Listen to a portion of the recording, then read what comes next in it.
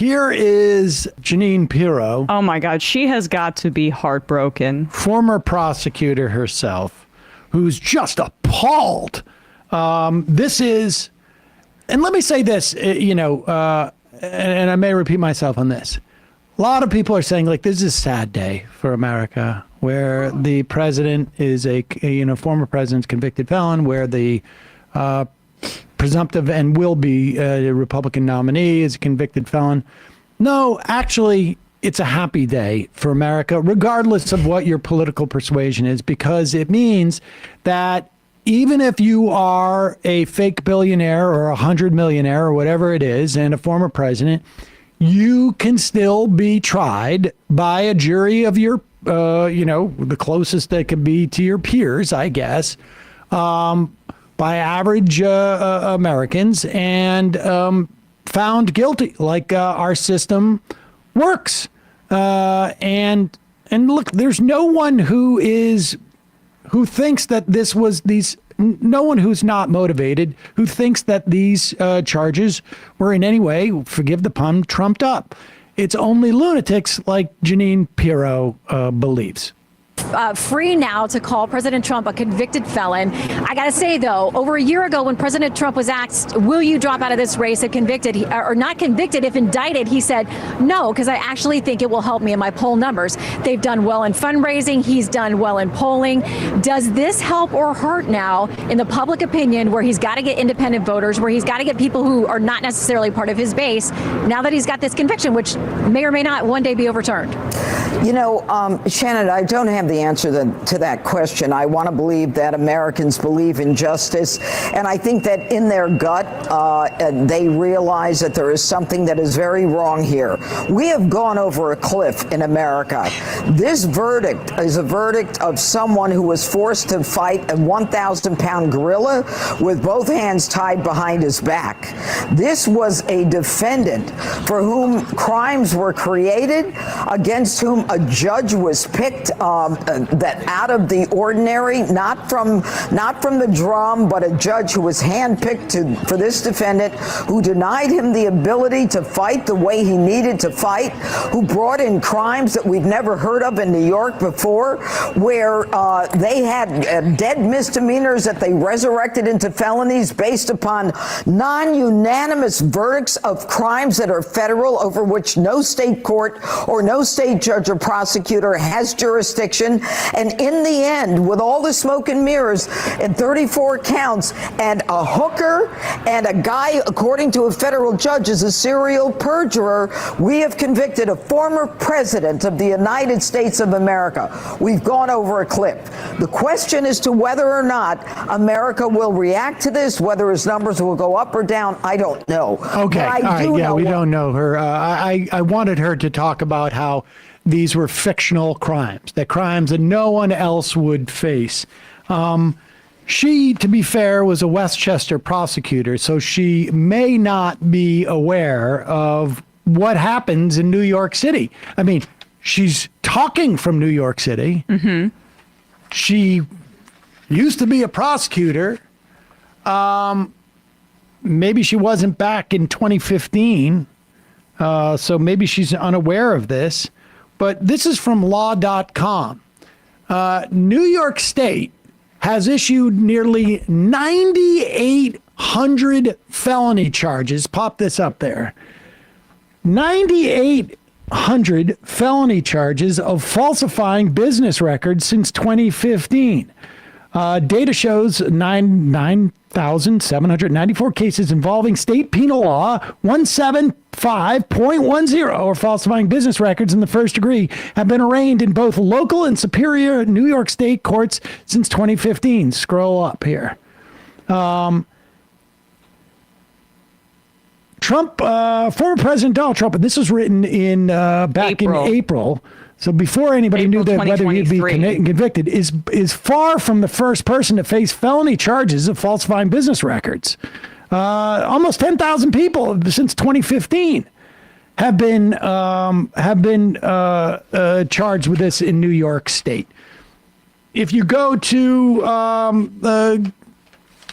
pop this up from NBC New York. NBC New York. back in April 7th.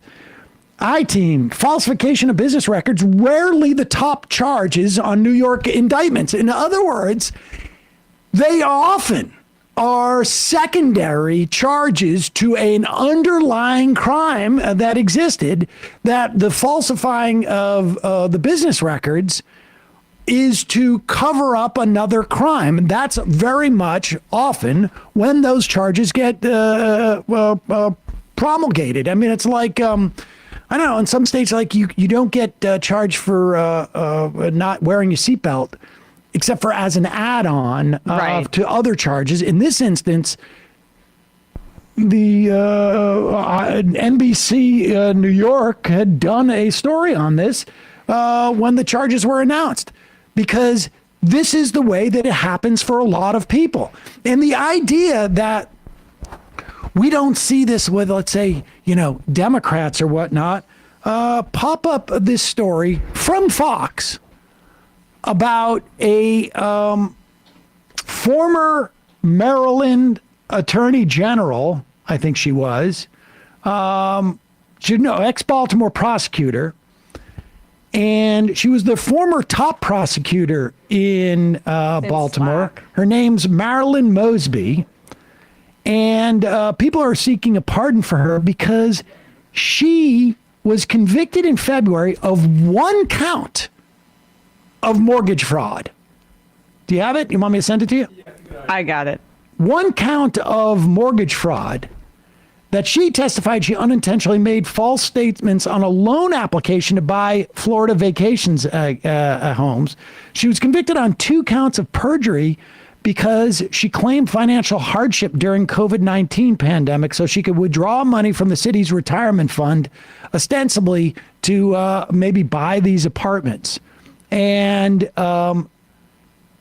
just writing something on the mortgage application that was considered to be inaccurate, which she said she thought was not a lie. And she's going to jail for this. Now, Donald Trump's not going to end up going to jail, I don't think. But like all of this is completely within the realm of like what we normally expect. Completely. If they can do it to Marilyn Mosby, they can do it to you. And then I guess there's the accusation that this never would have happened if Trump were not the president and were not in like the public eye in the same way. But that's kind of the case for every politician. Everybody who seeks power, who seeks to be a representative of the American public in this representative democracy, this republic, right? They are going to get increased scrutiny because of the nature of public servitude. So it's not, yes, would this have happened? And again, the charges were about interfering in the 2016 election too. So it's hard to say that this would have happened if he had not run for president. No, it wouldn't have happened. But does that mean that the underlying charges are false? Absolutely not. Yeah, there's a long history of rich people in this country thinking they may want to run for office and then deciding better of it because it might bring out some things they don't want to be scrutinized. Exactly. I mean, but it never, ever happens that a Democrat is overly scrutinized or is charged with anything because they're the president or related to a president, except for on Monday, Hunter Biden's trial starts for felony trial gun starts. charges. Yeah. So except for in that one tiny incident. And this is the amazing thing about Joe Biden. Yeah. What he's doing. He can orchestrate this thing in New York. And then he can either, a lot of people think like, oh, well, it's proof that he's not able to orchestrate these things if he can't get his son from not going on trial for felony gun charges. But that's just what he wants you to think. Exactly. This is not just the deep state. It's the deep state. They do a very good job, honestly. Sacrificing his son. Hey, folks, don't forget to hit the subscribe button and check out our daily show. We do it every day at 12 p.m. Eastern for about 2.5 hours. We even take phone calls. You should check that out.